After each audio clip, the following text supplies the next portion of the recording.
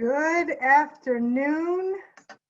Welcome to the Greater Cincinnati Safety Council, our monthly virtual meeting.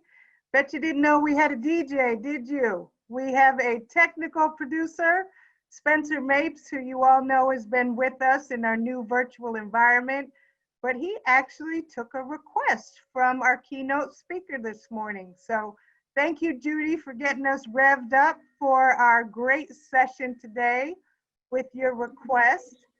Actually, I don't think that was my request, but I thought it was a great one.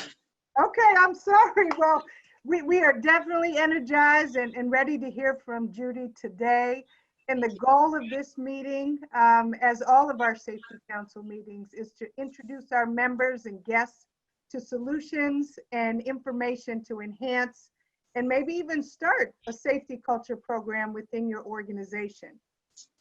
We'll receive important information, as we always do, from our partner Greg Harmon from the Ohio BWC, and hear from our keynote speaker today, Judy Gissy. And Judy is a treatment coordinator at Tri Health, and she's going to cover what she calls Stress Management 201, how to become stronger in difficult circumstances. I think we all could benefit from the discussion today. And in her own words, she summed up the discussion today with one word, and that was resilient. So I think we're in for a great discussion today. And as many of you know, I'd like to formally introduce myself. I'm Beth Mcneil, Senior Director, Sales and Engagement at the Cincinnati Regional Chamber, and I will serve as your host today. Really glad that you're here with us. In this virtual meeting, you've joined in listen-only mode with your microphones muted, but we definitely ask that you engage with all of our speakers today and utilize our chat section. So questions for our speakers or comments or feedback or anything that you'd like to share during the discussion today, please type it in the Zoom Q&A window. So please make sure that you're sharing. I love that everybody let us know who they were and what company you're representing. It looks like we've got a great group here today.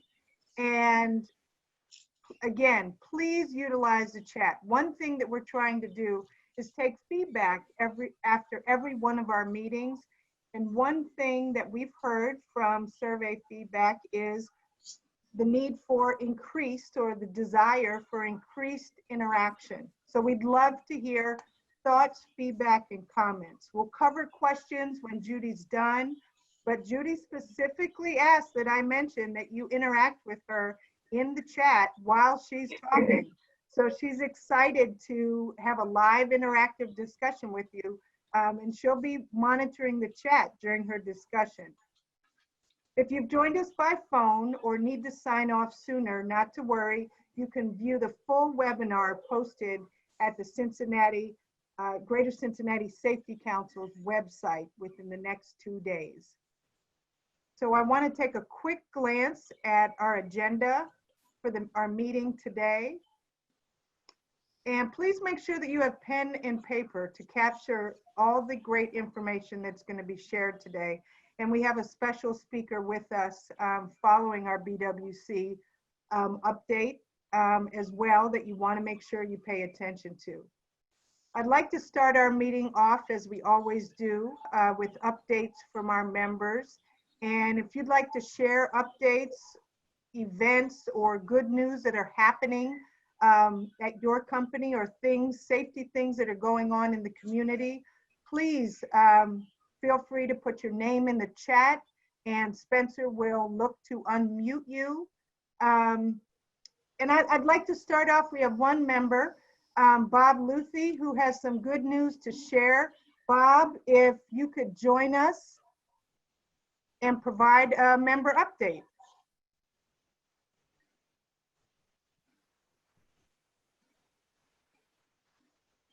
Bob may not have been able to get on just quite yet, but I know he has reached out and said he has some good information that he'd like to share with the group. If there is anybody else who may want to share some information, please just drop your name in the chat. We'd love to unmute you and hear from you.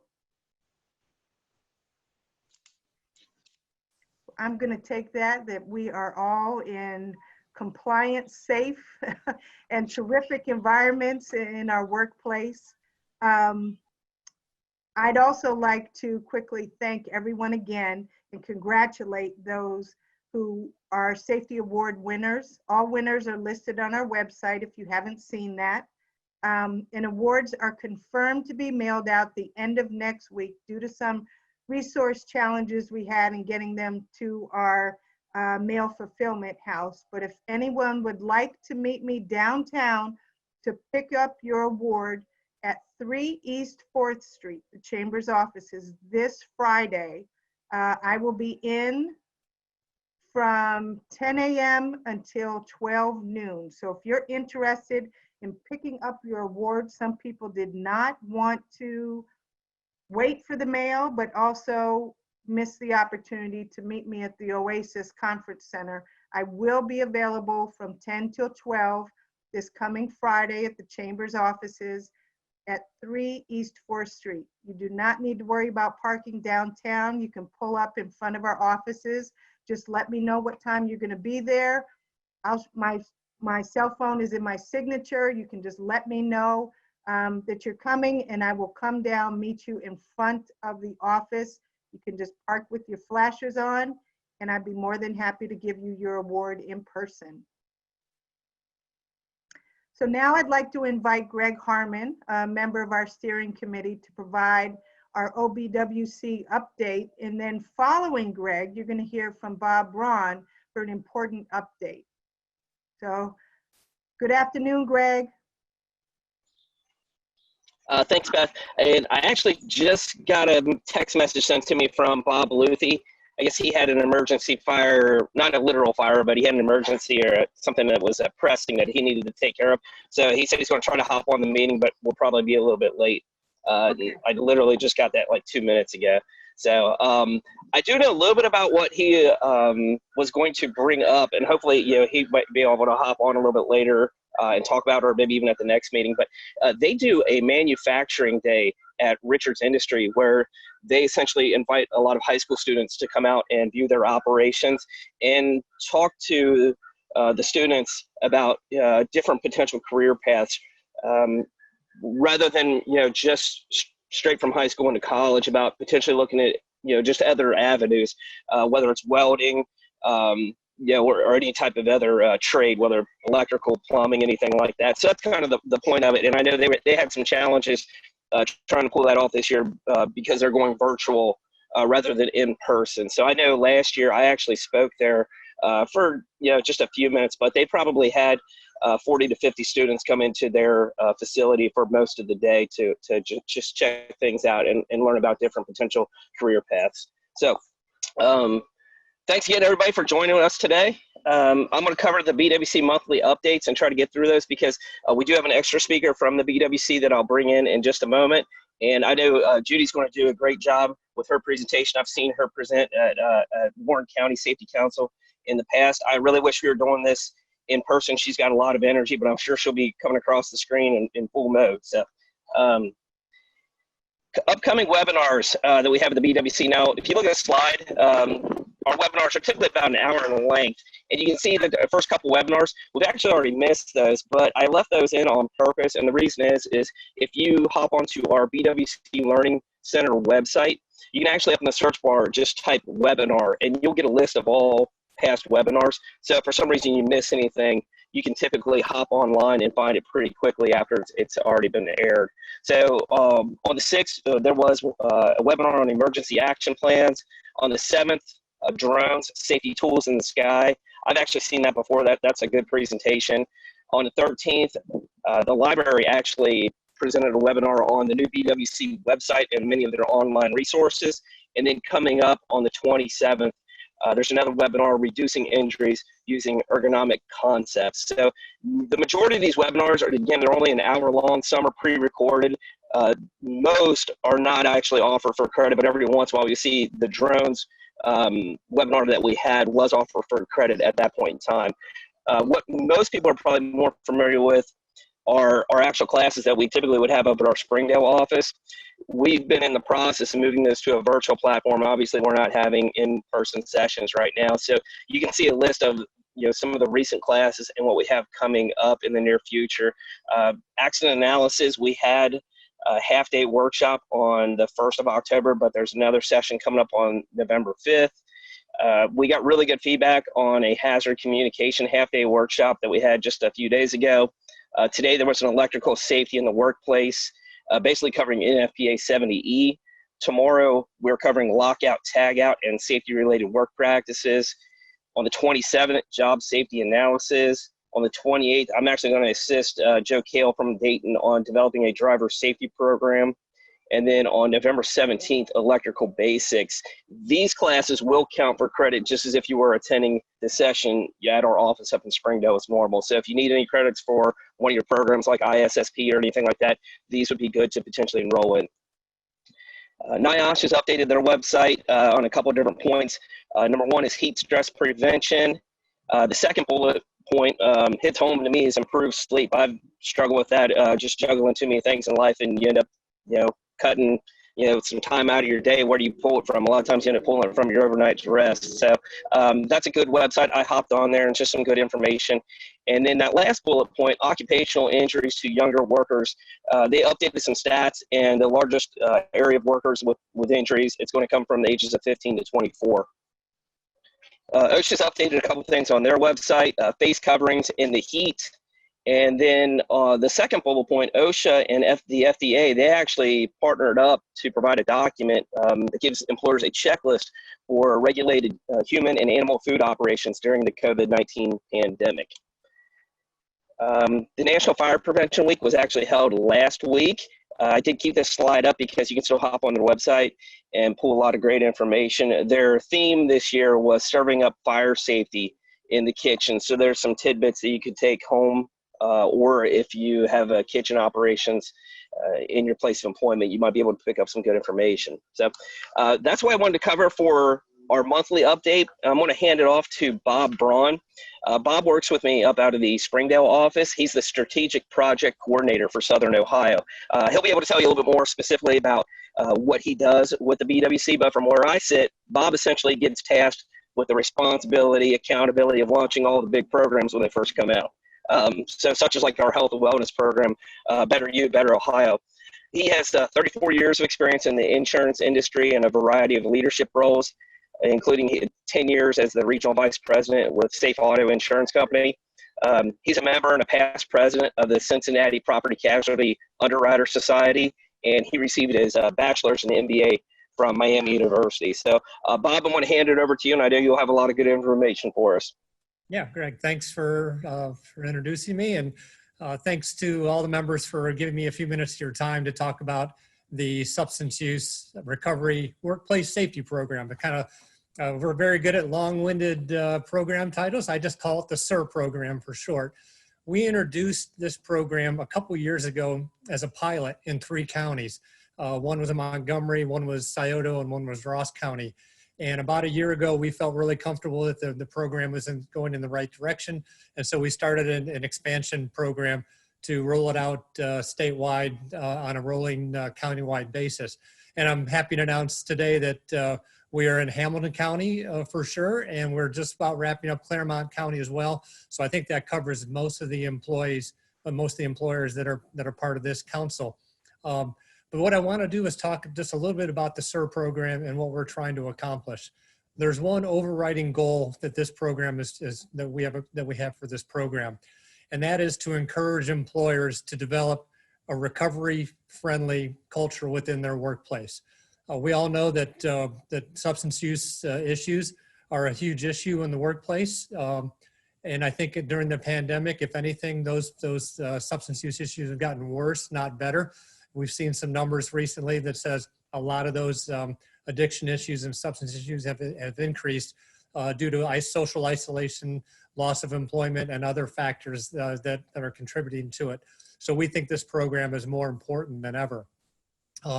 The way we try to accomplish this goal and what we try to do in terms of benefiting you is to reimburse you for services that you would take advantage of. And I'll talk about those services in a moment. So in the process of trying to encourage you to develop a recovery-friendly workplace, we're going to reimburse you for taking advantage of some of the services. And one key factor as I go through the services is that this is a cafeteria plan program. You can take advantage of all the programs or all the different services. You can take advantage of just one if you want. Whatever fits you as an employer is good with us. So it's a cafeteria style plan. So what are those services that we're going to reimburse you for? First, we're going to reimburse you for supervisor training. So if you want to get your managers and employer leaders trained on how to work with individuals in recovery, or how to manage workplace recovery issues, we're going to pay for that training. We're also reimburse you for employee training. So it's important that your employees understand what your workplace policies are, how to recognize possible issues within the workplace. And so we're going to reimburse the employees to be trained as well. So two aspects of training, the supervisor manager training and the employer training. The third thing that we're going to reimburse you for is for your workplace substance use policy review or development. So if you don't have any kind of substance use workplace policy in place right now, we will reimburse you to have that developed. If you do have one in place right now and it hasn't been reviewed in a while, you want to get it updated, you want to get it reviewed, we'll pay for that review as well. And then finally, we'll pay for drug testing for individuals in your workplace that have certified that they are in recovery. And we'll pay for the entire gamut of drug testing, whether that's random testing, pre-employment testing, confirmatory testing. We pay for the entire gamut as long as you have an employee that's certified that they're in recovery. So those are the four pieces of reimbursement: supervisor training, employer training, policy review and development, and drug testing that we reimburse you for. And then finally, the last thing that we offer is if you sign up for this program, you automatically qualify for the Better You, Better Ohio Health and Wellness Program. And that too is free of charge. So it's really neat benefit. We got about 25,000 employees across the state that are participating in that right now. A couple of things I just wanted to kind of distinguish this program and just kind of wrap it up with these things. First of all, enrollment in this program is super easy. It takes less than 3 minutes. It's on the website. It's an online process. I can help you walk you through that, but it's a really simple process to enroll in the program. Second thing, and probably most importantly from your standpoint as an employer, you've got a lot on your plate. There are no administrative or reporting requirements to this program. No year-end program requirements, no year-end reporting. All you have to do is simply provide us with a paid invoice for the services that you want to take advantage of, and we'll pay for those things. That's the only administrative piece that you've got to take care of. So no reports, no year-end reporting, nothing like that. Very easy to implement within your workplace. And again, finally, it's a cafeteria style plan. You can take advantage of one or all five if you want to. The last thing I'll say is if you are currently in the drug-free safety program, you're already doing many of these things. You're already getting employee training. You're already getting supervisor training. You're developing a workplace policy. So if you're in the drug-free safety program right now, there's no reason why you shouldn't take advantage of this program, because we're going to pay you on the front end for all those things that you do, and you still get, you're still eligible for the back end rebate that we provide in the drug-free safety program. So that's a quick rundown of the program. If you have any questions, feel free to give me a call or send me an email. Both of those are at the bottom of my bio, and I look forward to hearing from you and working with you. Thanks, Greg. Thanks, Beth. Thank you so much, Bob, and thank you, Greg. Tremendous value, Bob, for our members and even our guests on the line. I see we have some guests participating with us. We are proud to be one of the safety councils in our region that is still thriving in this virtual environment. And all of the information that Bob and Greg shared, I hope you took notes, but if for any reason you missed something, these slides and the discussion today will be available on our Greater Cincinnati Safety Council website. I will drop that link in, so if people want to click on it, we encourage you to bookmark the web page because that is the area where you will register for all of our monthly meetings and get the Zoom link once you've registered, and all of this great information that was shared today. I heard credits available. I heard reimbursement for things that you're already doing. So money back for things that you're already doing right now in a very flexible cafeteria style program. I hope that everybody on this line, all 53 participants in today's session, take advantage of what Bob has shared.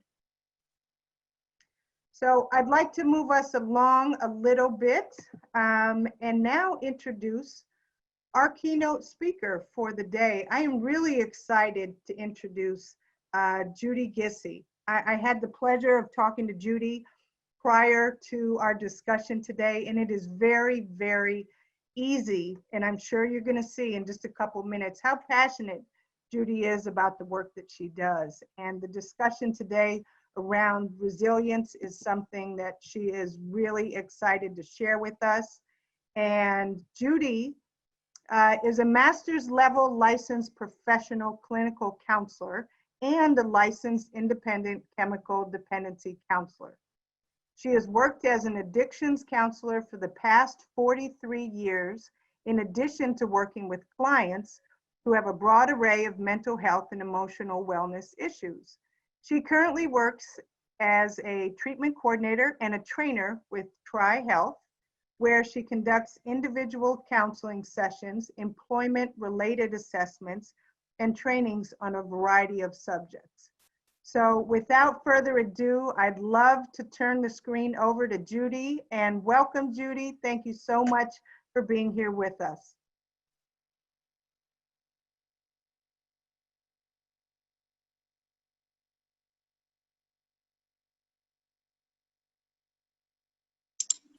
There we go. Thank you so much, Beth. Thank you for having me. And welcome to what I see as a very powerful topic and a very relevant topic. I'd like to use this time to talk about resilience, which I do call Stress Management 201, because we normally look at, when we look at stress management, we wait for us to be stressed. And then we say, okay, now what are the techniques that we need to utilize? Deep breathing and creative visualization and watching our diet and putting some fun in our lives. Resilience takes it one step further. Resilience is about building stronger people. How do we develop those skills that are going to help us through the stresses we encounter and times of unexpected, lengthened, challenging adversity, which I know definitely describes well our COVID-19 emergency right now. I did not know when I wrote this training 4 or 5 years ago how applicable it would be to what we're all experiencing. So the hope is to use this time to talk about how do we develop the kind of skills that when we're faced with a challenging situation, like, well, I call COVID-19 the lens with which we see everything right now. How do we not just withstand it, not just tolerate it or make it through? How do we thrive? How do we find ways to come out stronger and, yes, more resilient as a result? I've talked to so many people around this topic. I remember talking to one woman who said, and she spoke about it in terms of parenting. I think it applies to all of us. She said, I don't want my children to remember this time as, we just laid around the house and we just waited for it to be over with. I want to find ways to make new memories during this time. I want to find ways so that we all say, hey, remember that night when we watched Aladdin and we all ate Mediterranean food? Hey, remember that night when we checked out all the parks and took pictures of ourselves at each and every park? How do we find the opportunity in this emergency? The amazing thing is there's some people that seem resilient by birth. And there are some studies out there that some people are born with a chemical composition that helps them withstand anxiety, depression, the ups and downs of stressors. But the good news is these are skills we can all learn. So my goal in talking about this is to use the study-based and science-based information. There's a great deal of information based on a type of psychology called positive psychology, founded in the year 2000.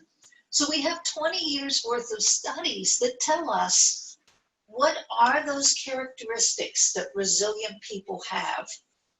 And then I'll spend some time talking about how can we all develop those characteristics in this very difficult and challenging time of COVID-19. With the understanding that in all of my years, I would have to shake my head and say, I've never been through anything like this. This is totally unique. This is something we've never experienced. And here's some of the challenges we're all going through. I remember not that long ago, we were talking about a first wave and then a second wave. The belief was it was going to get bad in the spring and then better in the summer because supposedly heat killed COVID. And then in the fall, we were going to have a problem again. Well, it never went away. It plateaued a little bit. And now we're all gearing up for the term we're using a lot now called the new normal. No, it's not normal, but it is something that we are now gearing up to withstand for the long run. How do we take the skills that we have had to learn during this time? Social distancing, mask wearing, hand washing, and planning ahead of time, and apply that and make it permanent. Let it become a habit in a way that we develop a comfort level with it. There's no question, it's changed almost every facet of our lives. For example, I was looking forward to going back to Goodwill when the shutdown in Ohio stopped. I didn't realize first time I went to Goodwill that because of COVID-19, the dressing rooms are closed. Well, I'm somebody who takes 30 pieces of clothes, tries them on, 3 fit, and then I buy them and take them home. So, well, there's a facet of my life I thought I'd be able to pick up again. It's changed. Most of us are going through things like working from home, trying to decide how to physically distant in the workplace. And I am fascinated to see all the things workplaces have implemented. For example, we're going to have group 1 and group 2. So, and they don't interact. So if group 1 gets COVID, if someone in group 1 gets COVID, we still have a group that's COVID free. I felt a little sad that that was a necessity, but I thought, wow, what kind of ingenuity it took to come up with that plan. I keep saying at the end of this, we're all going to be amazingly resilient.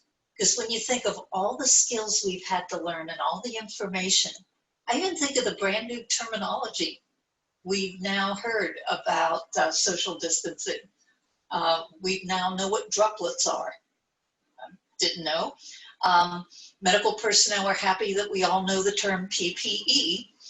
And it's fascinating. My doctor one of my doctors who's an oncologist said, now the whole world knows what it's like to feel like a cancer patient, to feel like you have to walk around and completely insulate yourself from the germology, yes, I just made up a word, around us. It's resulted in loss of structure, particularly those working from home or schooling from home. How do we develop structure and not sleep late, stay up late? I have a friend who solved that in, I thought, a brilliantly resilient way. She said she works from home. She wakes up in the morning at the same time, goes through her whole morning routine, gets in the car, drives aimlessly around at the same amount of time it would have taken her to drive to work, then pulls up the house and starts her day. Her thinking that has worked very well for her is, boy, we've lost structure. How do I put structure back? Instead of, okay, this is when I come to work, this is when I go through my email, this is when I go to lunch, this is when I take a break and talk to coworkers. Even I've learned a new word that fascinates me, social snacking. That's the term for those little social interactions we have on a daily basis when we're all working in the building together. When we bump into somebody on the way to the bathroom, when we bump into somebody in the copy room, when we're all in the kitchen together, we have these short, surprisingly satisfying interactions that actually do fill up our resiliency tank. So one of the challenges now is, how can we do the social snacking? How do we physically distance without socially distancing? How do we get those little interactions? And I know a lot of people who still call or contact coworkers, at least a different coworker every day, to get the little social snacking in. Here's the other thing I think is fascinating, and that is we all have developed good resiliency skills, good stress management skills. Sometimes they are now roadblocked because of COVID. Leaning on coworkers sometimes is roadblocked now. For a while, the gyms were blocked. For a while, getting together and socializing, concerts and movies and restaurants, still are in many ways blocked. I missed all the summer festivals that used to give me a lot of energy. I did make a few very careful yard sales, but the skill sometimes is, well, what was my go-to coping skill? What can I do to replace it? I've had friends who missed their exercise class, so they bought a couple of videos, invited a few neighbors to outdoors, and about 3 or 4 of them all watched the tapes get together and go through the exercise tape outdoors. I thought that was an ingenious solution. The interesting thing is we're all going through this together, even though we experience it differently. I have to smile at the friends I know who say, oh, well, I'm normally introverted, so who would know that I've been practicing for this all my life? That I'm pretty comfortable being by myself. But there are other things that are challenging me. It continues to change and mutate. We have new challenges. Now we're dealing with how are we going to vote? How are we going to plan it out? What time of the day? Are we going to go in person? Are we going to mail it, use the Dropbox? And it takes a little more energy as every season changes. A lot of people are dealing with how are we going to experience Halloween during COVID? What can we keep? How can we socially distance giving out candy if there will be trick-or-treating? What are we going to have to wish farewell temporarily and find other ways to get that joyous feeling? So here are the characteristics. The first one is a real interesting one. It is perspective, with the understanding that how we react to things, to any situation, really does depend on what we bring to the table. What are our thoughts and beliefs? If we view it as horrible, terrible, tragic, insurmountable, well, our brains are computers we can program.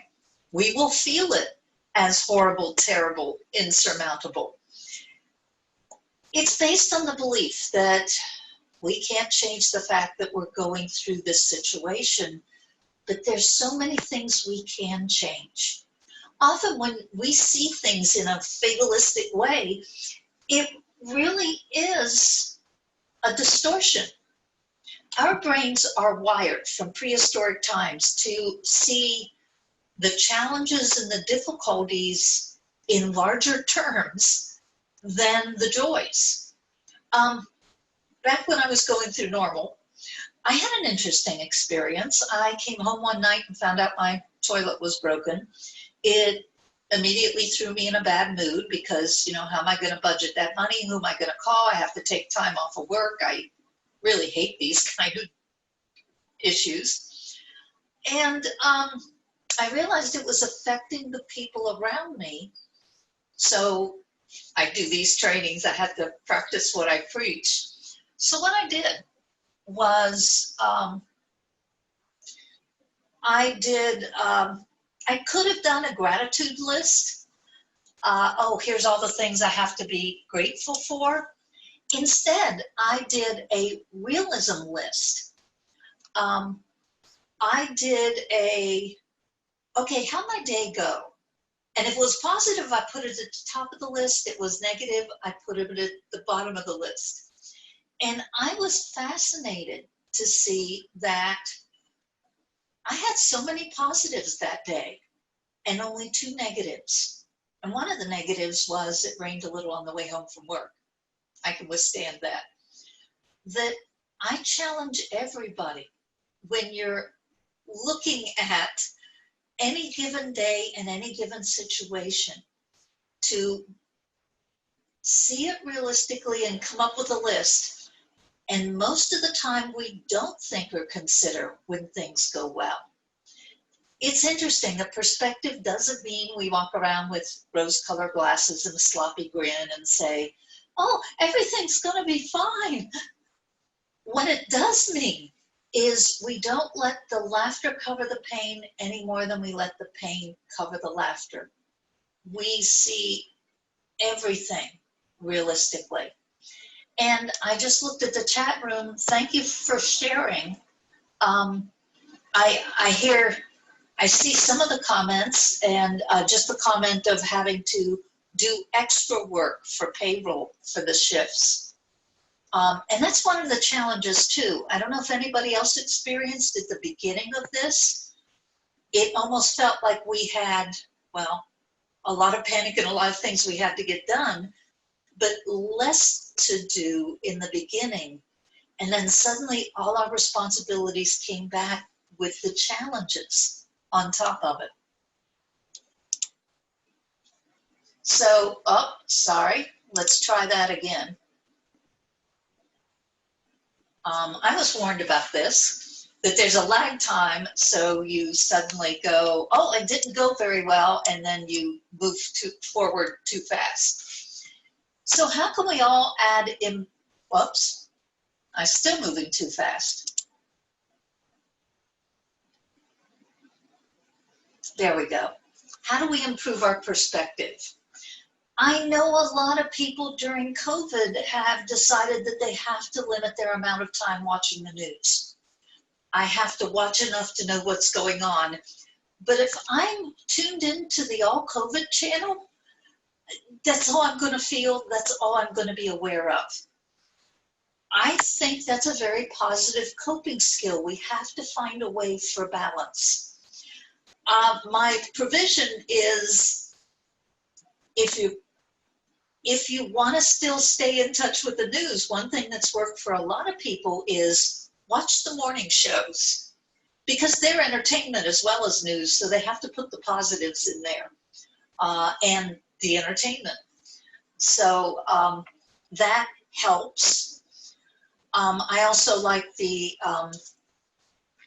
discussion interview shows like The View, because it's other people talking about what they're going through, often with some good humor. And a friend came up with this, and we've all been adding to it.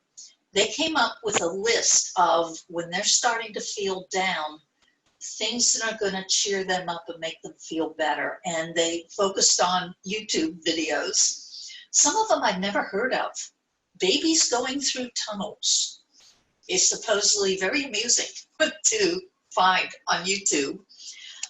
I also like things like veterans coming home and surprising their family or meeting their pets after a period of absence. People going through surgery and getting their hearing for the first time. A lot of videos. Now I'm going to go home and watch a Van Halen video tonight because this got me in the mood for that. Humorous videos. I know someone who's very much into animals and pets who decided to make a project out of it. I want to get the kids involved. So me and the kids are going to look up happy pet videos and come up with a good list. So how do we not forget that there's still joy during this time? How do we look at the large picture? How do we reframe situations? Every doctor and every nurse knows this. If you go for a medical anything, you go for your flu shot, you notice they never say the word pain. They'll say, you're going to feel a pinch. You're going to feel a pressure. You're going to feel a little prick right now. And okay, when it's over, I always say, no, I'm sorry, that was pain. But if I expect pain, I'm going to tense up, and that's exactly what it's going to feel like. It's going to feel worse to me. So how can we come up with milder descriptions? This is an inconvenience. This is temporary. This is a great opportunity for us to develop new skills. I'm amazed how many platforms I've learned. I've learned Skype, GoToMeeting, WebEx, Zoom. I even found a new one when I virtually went to see my doctor. I think it's just called GoToDoc. All of them a little bit different and requiring a different skill. Looking, what can I learn and what can I do to grow during this situation?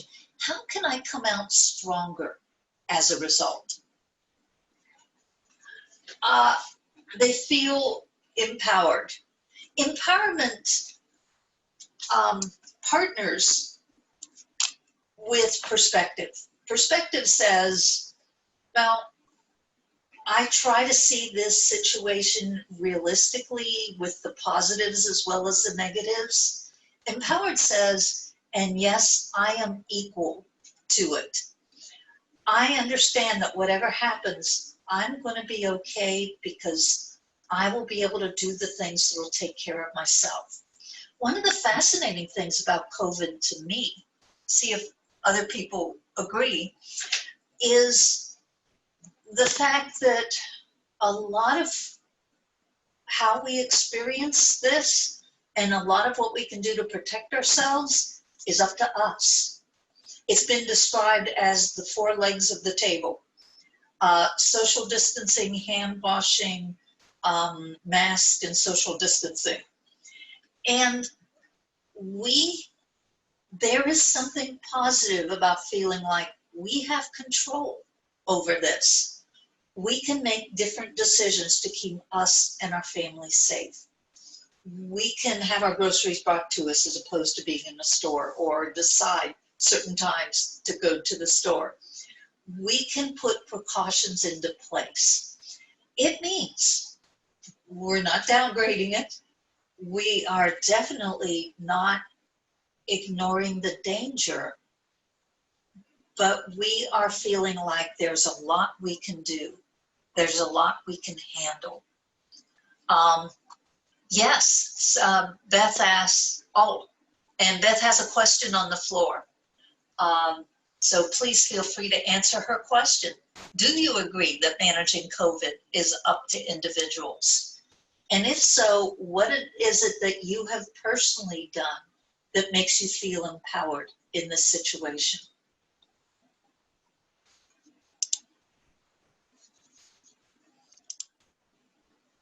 There I go again. Other ways we can feel empowered. We can make that list. What am I in control of? What can I do here? What are the things I'm telling myself right now? I can't handle this. I can't cope. How do we listen to ourselves talk and give ourselves different messages? You are strong and capable. One of the techniques called Affirmations means coming up with sharp, short, little slogans that you come up for yourself and write them down and maybe even say them and say to yourself in front of the mirror every morning. Things like, I am strong and capable. I'm equal to this. I've made it through 6 months of this. I just have to go one day at a time. All of these are very empowering, very affirming comments. Our brains really are computers we program. When we put positive messages in front of us, we feel more positive. Another interesting technique is called thought stopping. Yes, one of the challenges right now is worry and anxiousness. And there are a lot of techniques that can help with worry. One of them is a real simple one called thought stopping. It means taking a rubber band, putting it on your wrist, and then anytime you realize, oh man, I'm thinking of the worst that can happen. I'm thinking of what's going to happen a month down the road. What is that old saying? If you cross that bridge before you come to it, you're going to have to pay toll twice. So when I find myself just, because your body gets upset as if all of that that you're worried about is already happening in the present tense. So when I find myself running away with my worry, I take my rubber band and I give myself a little flick on the rubber band. And it's a small, bearable little, I'm not going to say pain, ping, and enough that it can help my muscle memory, enough that it can say, okay, now I'm going to do a do-over. Other things people can do for thought-stopping techniques, and I know this is going to sound a little outrageous, but sometimes I think the sillier, the better. When I find myself running away with worry, when I find myself thinking of the worst that can happen and I can't handle it and I'm not capable, have a silly little routine. I'm going to stand up, I'm going to turn around 3 times, I'm going to do 3 jumping jacks, I'm going to smile at the ceiling, and then sit back down again. The more outrageous, the better, following state statutes and laws. Because those techniques help us with a do-over. It's like, okay, once I do that, I'm going to come back and I'm going to start over. And after a while, our body gets used to, whenever we do this routine, now it's going to reset itself. I want to spend a minute. Oh no. We make hand sanitizers, so we felt it from day one. Wow, thank you. I like the idea of getting out of the house. One of the exciting things about COVID was the message that please go outdoors. We're not saying you have to stay in. That you can go outside, and as long as you're not around people, you don't have to mask. The hiking trails are available. And I'm reading the other comments. There's some great comments on here. The other one is, how do we deal with the feelings that are going on right now? Because this situation is going to trigger a variety of feelings. Fear, frustration, anxiety, disappointment. How many vacations got canceled? How many signature events that I look forward to every year were canceled or were changed?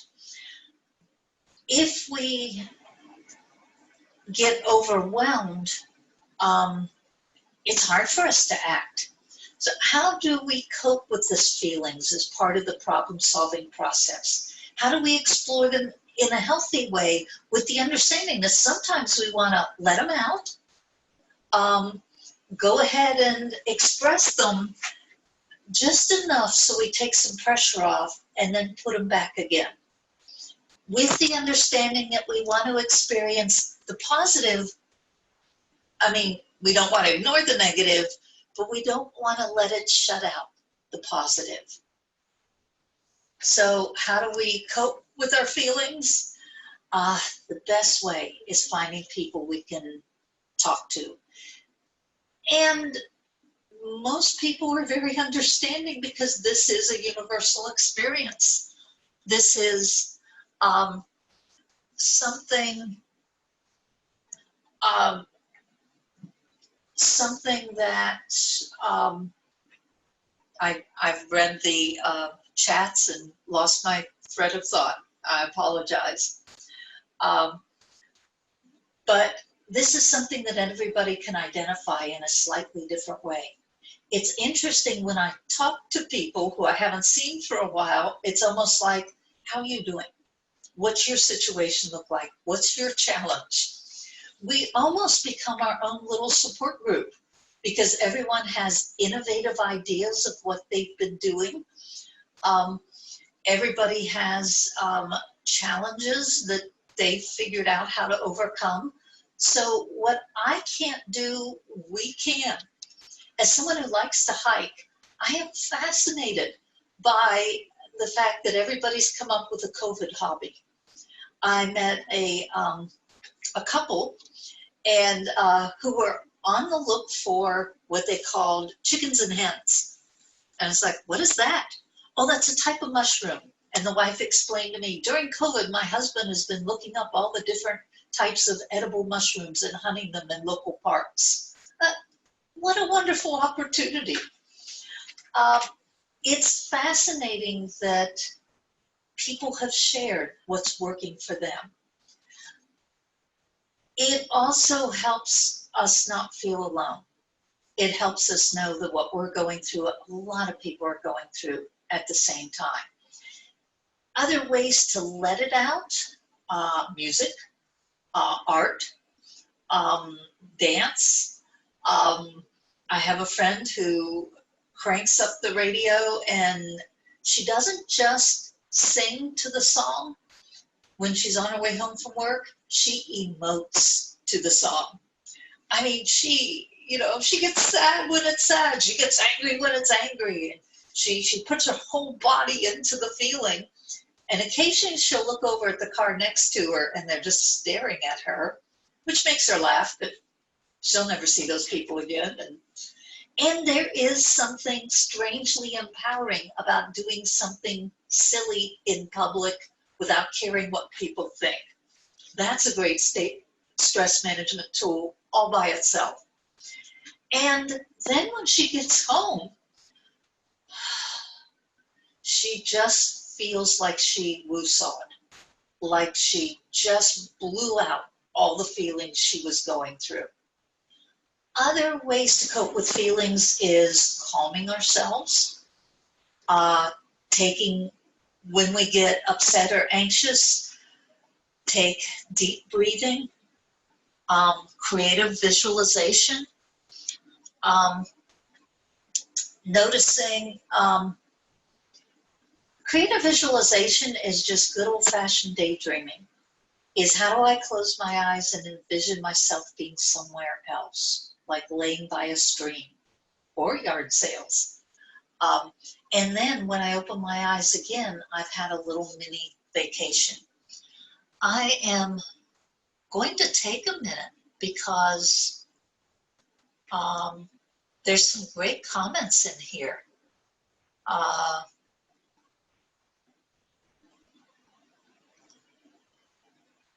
Dealing with the feelings of the children is one of the challenges too. So thank you so much, Michelle, for sharing that. I have mixed feelings about that, and I believe they're both right. children look to parents to see, are we going to be okay? If parents are calm, if parents are resilient, children are okay and can be children. When we're stressed and upset, they feel stressed and upset and even feel responsible. But at the same time, we need to have, what's the good word? Transparency. Is we need to be honest with kids and let them know what's going on and what we're feeling. I always think we're on the same path, but we have to be 2 or 3 steps ahead of our children on the path so that we have some skills that we can then teach them. There are some real challenges, and boy, thank you, Michelle, for sharing. There are real challenges when you go through difficulties, like funerals, like childbirth, like hospitalizations.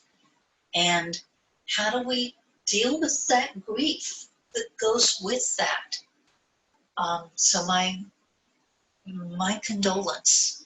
But I love, thank you, Karen, for your comment. The fact that your grandson got stuck, but it was a great opportunity to get to know him. Boy, I really appreciate and am feeling lightened by all the great comments here. So thank you so much. Please keep up that dialogue while I keep my dialogue going. Because I feel like through our chat room, we're doing a lot of this. We're sharing what we're all going through and getting affirmation from each other. There's a real interesting one about positivity ratio.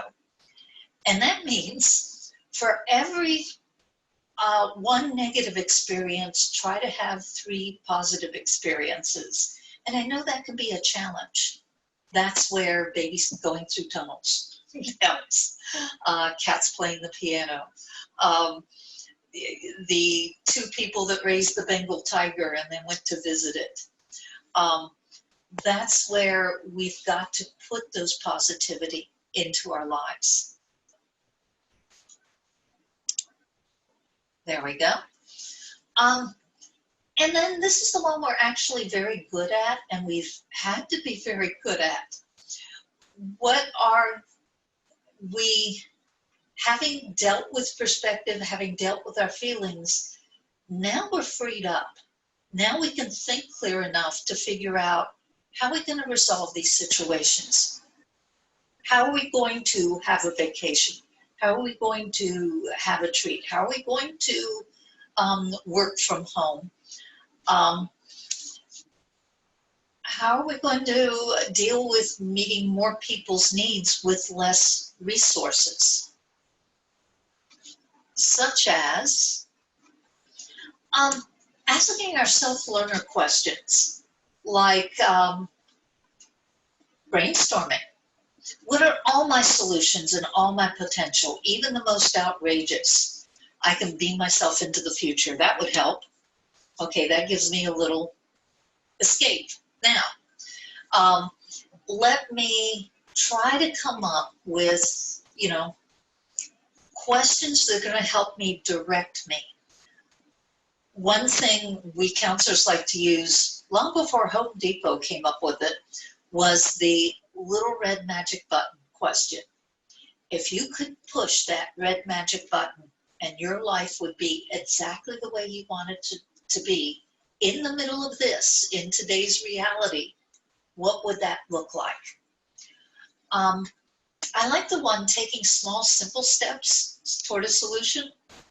When I get frustrated that I oversleep on a Sunday, well, I'm going to get up and do the laundry. I will do one simple thing. Or I will, next Sunday, wake up a half an hour earlier. I have a friend, every time she worries that she hasn't saved up for retirement, she writes a $50 check and puts it into her savings account. Even just the idea of doing something feels a little better. how do we brainstorm ideas with people who are going through a lot of the same things? How do we travel to the clues? I came up with that saying, and I know it's a little clumsy, but when I had a towel holder break in my bathroom, and there was this big hole in my wall, I didn't know what to do about it. So I went walking in the hardware store, and do you know there's this wonderful mesh you can put over the wall and then spackle over it? I would not have known that. So I walked to where the clues might be, and I got a clue.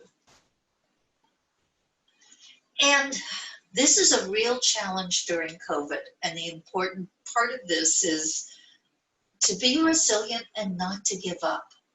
How do we keep our village? How do we still maintain meaningful connections? How do we get that social snacking? I'm amazed when I'm outdoors walking, how many conversations I've had with people walking on the other side of the street. I never would have had that conversation before COVID, but we're all in this together. So suddenly there are fewer strangers. How do we still keep our strong supports? Whether it means phoning a friend a day or emailing a friend a day. Yes, more people are getting on social media, as long as it's social and not dwelling on negative, which can be a drag, and can be a drag on our energy and drag on our worry gene. How do we still find ways to connect? And I know people have shared that it's really difficult because we have less ways to connect with family who would have visited by now. Going to, thank you, Gary, my grandkids' sporting events, which is a great way to celebrate with them and cheer them on. But how do we still find ways to maintain the social rituals, but just in a different way? Yes, that's where Zoom comes in and other social media. I've been amazed when I see a friend's face pop up at how good it makes me feel, because I'm seeing their face and I'm watching their reaction. Not quite the same as being in person, but a percentage of it. I had somebody say this and it really struck me. She said, I understand right now that on a scale of 1 to 10, the happiness scale, I'm probably not going to get to a 10 right now. A 10 would be seeing my grandkids. A 10 would be vacations.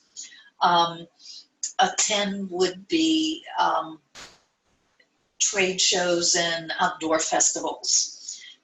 But you know what? I can get to an 8, and that's good enough. And I'm going to go out of my way to get to as many 8 and get to 8 as much as possible. Zoom isn't the same as in person, but it's really close. So let me enjoy and celebrate the closeness that it is. How do I access support groups, community resources, and find supportive people? There's got to be some COVID support groups out there. And this is a real interesting one, and that is altruism. Giving to others does increase our resilience. It gives us endorphins. It makes us feel happy. But do you know that when somebody gives to us and we feel gratitude, that makes us happy too? That both giving and receiving equally are develop this wonderful well of resilience that we can go to again and again and again. And yeah, writing a check is a charitable thing to do, but I always think the best giving and the best receiving is when we have the personal touch. I'll confess, my COVID hobby is rock painting. Pardon me, I meant to say rock painting, yes. Gathering rocks from a creek and then painting little silly things on it. And then because they came to the creek, I will go around that hiking trail and plant them for people to enjoy. Just the relaxation, it's like adult coloring of doing the painting helps. Has kept me from grazing at the refrigerator. But also the spreading a little joy on the hiking trail. And maybe even watching people ahead of me go, look, there's another one. Something about that giving makes us fuller, makes us larger than ourselves. Finding ways to do that, formal and informal.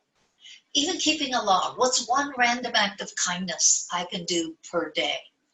Here's a real interesting one. They did a study in which they had people only once a week write a gratitude list. What are the good things in your life right now? They found out that compared to the other group, they got more accomplished in their lives, which sounds like a non sequitur. What would one have anything to do with the other? But when you think about it, when we have gratitude, we feel better. When we feel better, we're more energized to work towards our goals. So how can we even once a week write a gratitude list? How do we use humor as an antidote? How do we laugh at the situation? There's a few interesting ones out there on the internet. Because laughter is the anti-stress. It increases our heart rate, increases our blood pressure, but then completely relaxes us. It is a solvent that dissolves frustration, but also makes us feel more connected to other people. So this is something we know how to use. We just have to remember how to use it. Don't leave the house until we can make ourselves smile in the mirror. Be outrageous about things. Seeking out humor, playing with toys, doing something silly. Did you know that when we fake laugh or fake smile, we're actually doing as much good to our body as if we really laugh or really smile? They did a study in which they gave everybody a pencil, and they had half the group, well, put the pencil in their teeth. They had the other half put the pencil in the teeth, looking for a pencil, put a pencil in their teeth, close their lips around the pencil in the front in a way that it simulated a smile. And then they told them, I'm going to disinfect this pen afterwards with a Sani wipe, by the way. But then they told, then they had all of them watch a situation comedy. The people with the simulated smile laughed more and related the sitcom as funnier. I've also had people utilize this as a good anxiety cure. That, okay, when I'm getting anxious, I'm going to give myself 5 loud, spontaneous guffaws, just loud laughs. And once you do it, you really do feel better afterwards. You've put a lot of endorphins in your body. And it's a great antidote for anxiety.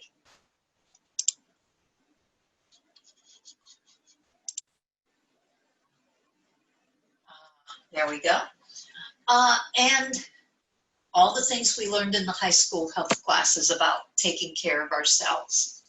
Because when we're dealing with all these challenges, and especially challenges COVID had put in our way, how do we make sure we still get to the dentist? How do we make sure we still get to the beauty parlor? That we get to places that are going to help us take care of ourselves. How do we eat healthy food? This is one thing people have done more of in COVID, and it's exciting to hear. People who are saying, or who are posting on Facebook all these wonderful gourmet meals they've tried. And all these new fruits and vegetables they've introduced themselves to. I'm going to try a jicama today. I'm going to try an ugly fruit today. It's been fun to watch. There is a Canadian rock group I follow that has a little boy who I think he's probably 3 years old now. His name is Romeo. And they do something called roaming eats, because the unusual thing about this child is there's no food he will not eat. So I love to watch this father and son bond over, let's try this new unique food. Let's try kimchi together. And then I go try the food they try. So it's a great way to, again, be alone together. When we have resilience, we still find ways to get what we need. And I don't know, have other people noticed? I've noticed this, that at first, in the first couple of months, it felt like a lot of things went by the wayside, like haircuts, like getting to the dentist, like getting to the eye doctor. By necessity, we couldn't go. And now it feels like we're picking the threads up again bit by bit. And that's exciting to see. It's like, now let me go take care of the things I wasn't able to take care of, but do it in a safe way. So still having a daily self-care routine. Maybe I still wear the clothes I would wear to work. I get out of the yoga pants and get into something a little fancier, because it makes me feel better. How do I eat healthy foods? Here's a real big one. Right now, is it safe to say we're all struggling with the lack of sleep? Thank you, Bob. You've got a really interesting question. Is this the new normal? Are we going to take these habits with us when COVID is over? Or are we going to go back to exactly the way it was? So I'd be interested in seeing people's comments and people's thoughts on that one. Because it took about 9 months, but you have a good point, Bob, and that is we did go back to normal after 9/11. With that, I want to keep my eye on the clock. I don't want to take up too much time. Any thoughts, questions, or comments? Or more comments? Thank you so much for keeping the chat room active. The hope is this is really an opportunity to develop good resiliency skills, to make new memories, to have great stories to tell the younger generation who 20 years ago would never have had to go through this, so that we can really come out stronger. And I'll answer Bob's question, and that is, if we choose to, we will come into this experience with brand new skills. I'm thinking there's some doors that once they're open, we can't close them back again, like working from home. I think as it Amazon that said now everybody's going to work from home even when COVID is over with, that we've found some advantages, so we're not going to go back. Or that maybe we have the opportunity to pick the best of both worlds, to take the new skills we've gotten and add it to what normal used to be like. With that, thank you so much. Any other thoughts, comments, or questions?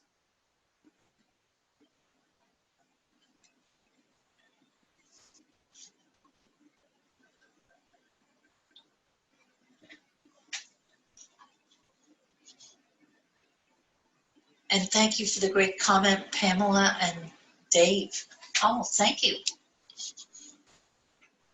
And I'm going to hand it back over. I hand it back over to Beth. Thank you so much, Judy, for a great discussion. And thank you to everyone on this call today for great interaction. I think your discussion, Judy, gave us a lot to think about, both professionally and personally.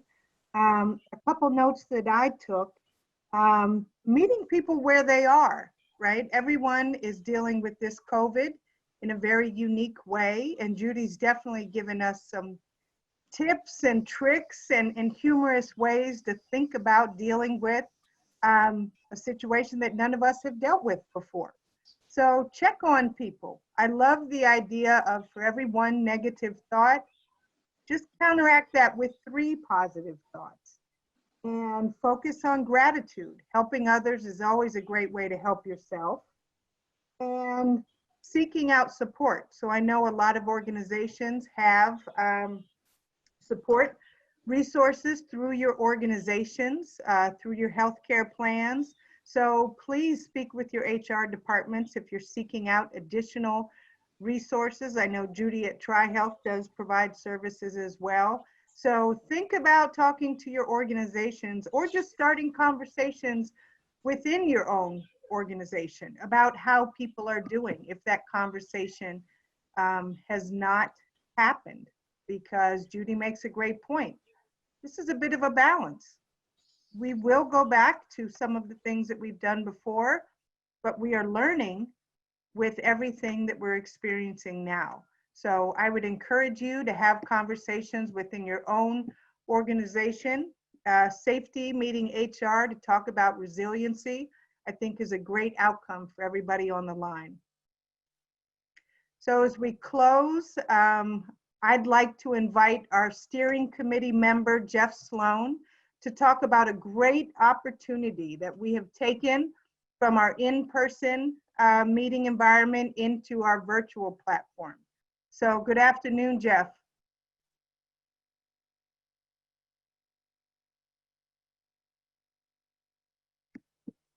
Hoping that we can pull Jeff off mute.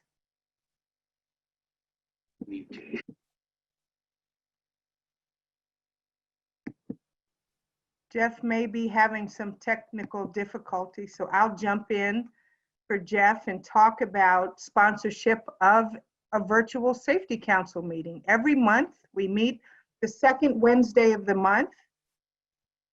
If we could advance our slide to the next slide to talk about and showcase what the benefits of sponsorship in our virtual environment are.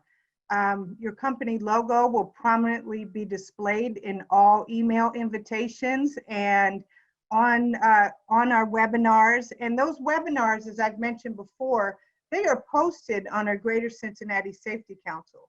So you not only are sponsoring one individual meeting, or we'd love to have you for more, but your brand will live in perpetuity as long as we have these webinars posted on our website in our library of resources. So we'd love to offer you 3 to 5 minutes at the start of our virtual meeting to share some information about your service or your organization, and we'd offer you some PowerPoint slides, anything that you'd like to do to get your message out. And then we will recognize you in the beginning, give you the floor, prominent branding. And then if you'd like to raffle off, we've had this last year in our in-person environment, some sponsors, meeting sponsors have provided a drawing for prizes for our meeting attendees. If you're interested, I would love to talk to you about it. It is available for the modest opportunity of $500 to have your brand associated with the Greater Cincinnati Safety Council and a terrific topic for whatever we're discussing that month. So I'd love to hear from any organization that's interested in sponsoring a meeting. Again, I'd like to thank Judy for a terrific discussion today, adding a lot of light and humor to what sometimes can be a difficult discussion. But it's clear to see, Judy, you're passionate about the work that you do. And thank you for giving time to us today at the Greater Cincinnati Safety Council. I'd also like to thank Greg and Bob for being with us today from OBWC and the great information that they shared. The technical producer behind the scenes who makes all of this happen for us every month, Spencer Mapes. And we also have a creative director at the Greater Cincinnati Safety Council. My colleague Tracy Broccoli makes sure that all the images and everything that you see on the screen, we put our best foot forward with a very professional and polished look. And thank you, Tracy and Spencer, for making every month a great virtual experience. Again, please make sure to bookmark, click on the link that I put in the chat for our Safety Council. That's where you will be, for our webpage, you will be able to go and look at the calendar of topics that we have upcoming. Also register for our virtual events. We do not post a link and send it out. We ask that in this virtual environment, everybody goes to register for the event so we can count your attendance and make sure that we get you a link for the event. So we will see you next month, second Wednesday of the month at 2:30 on a screen, coming to you with safety topics. So thank you all for participation today. Stay connected, stay encouraged, and we look forward to seeing you next month.